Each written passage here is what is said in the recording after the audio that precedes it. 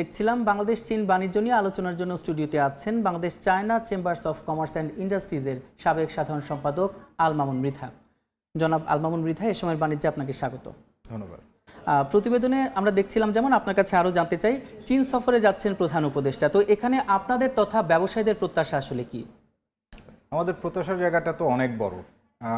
উনি একজন প্রধান উপদেষ্টা হিসেবেই যাচ্ছেন না, আশা করছি যে উনি একজন উদ্যোক্তাদের রিপ্রেজেন্ট করতে যাচ্ছেন। তো সেদিক থেকে চিন্তা করলে বাংলাদেশ চায়নার বাণিজ্য ঘাটতির যে ব্যাপারগুলো নিয়ে আমরা বরাবর কথা বলে থাকি, সেই ব্যাপারটাকে উনি অবশ্যই অ্যাড্রেস করবেন আশা করছি। বিনিয়োগ সংক্রান্ত ব্যাপারে একটা বড় আলোচনা হবে এবং সেটার যে পটেনশিয়াল সেক্টরসগুলো আছে, আমরা বহুদিন ধরে বলে আসছি, সেই সেক্টরসগুলোর উপরে জোর দেওয়া হবে। বাংলাদেশ চায়নার কোলাবোরেশনের অনেকগুলো জায়গা আছে, সেখানে ফিনটেক একটা জায়গা হতে পারে, গুড গভর্নেন্স একটা জায়গা হতে পারে, সেগুলো নিয়ে আলাপ আলোচনা হবে আশা করছি। দেখেন, আমাদের হেলথ সেক্টরটা একটা অনেক বড় সেক্টর এবং এই সেক্টরে ইকুইপমেন্টসের চীন অলরেডি লিড করছে, কিন্তু এখনও পর্যন্ত আমাদের যে বাণিজ্যিক হসপিটালগুলো আছে সেখানে এখনও পর্যন্ত আমরা চীনের কোনো বিনিয়োগ পাইনি। তো আশা করছি যে এই ব্যাপারগুলো নিয়েও কথা হবে।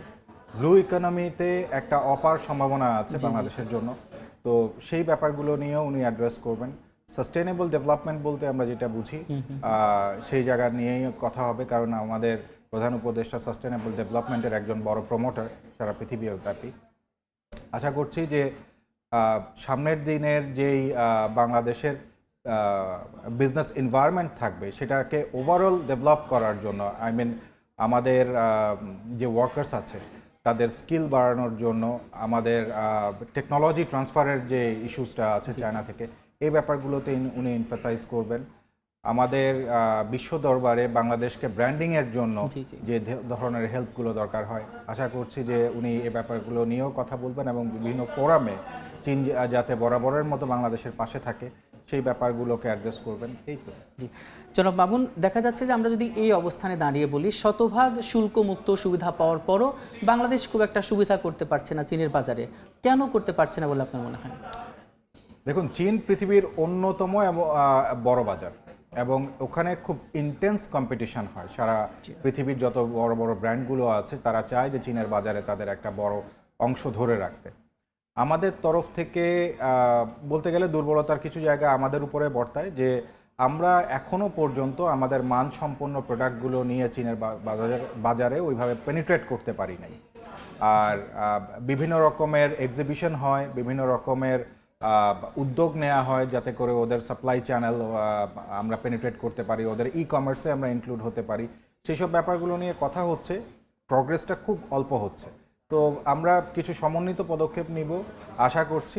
তো সামনের দিনে হয়তো আমরা দেখতে পাবো যে একটু। আপনি বলছিলেন যে সরকারের কোন কোন বিষয় নিয়ে কথা বলতে পারে, তো আপনার কি মনে হয় এই আলোচনাটা কতটুকু ফলপ্রসূ হবে এবং বাংলাদেশের পক্ষে কোন কোন বিষয় দেখা যাচ্ছে যে একটা পজিটিভ সিগন্যাল আসার সম্ভাবনা রয়েছে? আমরা তো খুব আশাবাদী, যে কারণ প্রধান উপদেষ্টা বিভিন্ন গ্লোবাল ফোরামে এর আগেও যখন বাংলাদেশের সাথে কথা বলেছেন, উনি ওনার প্রতিষ্ঠানের পক্ষে বা গ্লোবালি যেসব ব্যাপারগুলোকে উনি অ্যাড্রেস করতে চান সেগুলো কিন্তু আমরা দেখেছি যে গ্লোবালি অ্যাকসেপ্টেড হয়েছে। সো চীনে এই ব্যাপারগুলো নিয়ে কথা বলবেন, and he is an excellent negotiator. So আমরা অন্যান্য যে কোনো ভিজিটের চেয়ে এই ভিজিটটা নিয়ে খুব আশান্বিত হয়ে আছি এবং আশা করছি যে সামনে এটা বাংলাদেশের জন্য ভালো কিছু একটা নিয়ে আসবে, এবং চীনের রাষ্ট্রদূতও কিন্তু তাই বললেন। জি, আচ্ছা, যে চীনা বিনিয়োগকারীদের আমাদের দেশে আনার জন্য কি কি উদ্যোগ নেওয়া দরকার, আর এ ব্যাপারে দেখা যাচ্ছে আপনাদের যে চেম্বারগুলো আসলে এই বিষয়ে কতটুকু কাজ করছে? দেখুন, চীনের প্রাইভেট সেক্টরে যেই আমরা ইনভেস্টমেন্টটা দেখছি, সেক্ষেত্রে কিন্তু বাংলাদেশ চায়না চেম্বারের একটা বড় ভূমিকা বরাবরই ছিল।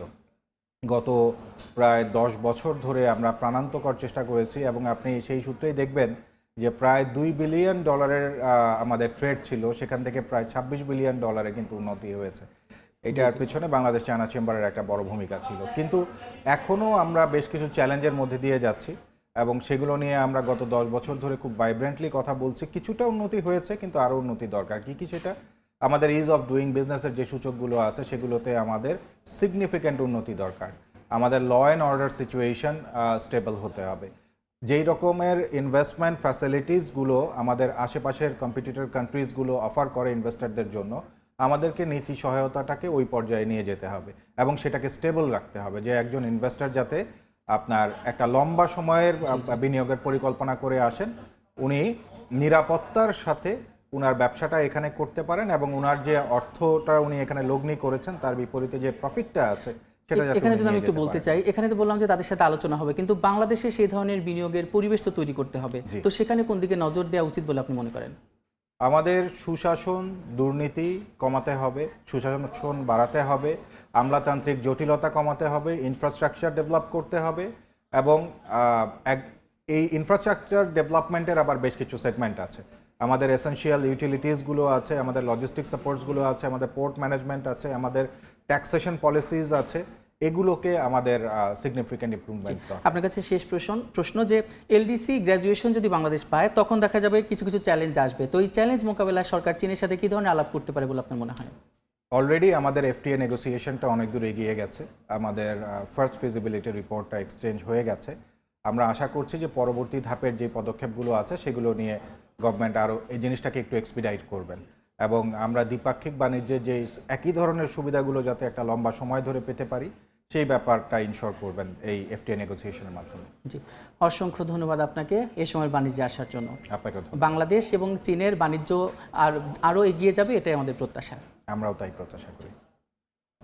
আমরা চীন এবং বাংলাদেশের বাণিজ্য নিয়ে আলোচনার জন্য আমাদের সাথে স্টুডিওতে এসে সরাসরি উপস্থিত ছিলেন আল মামুন মৃধা।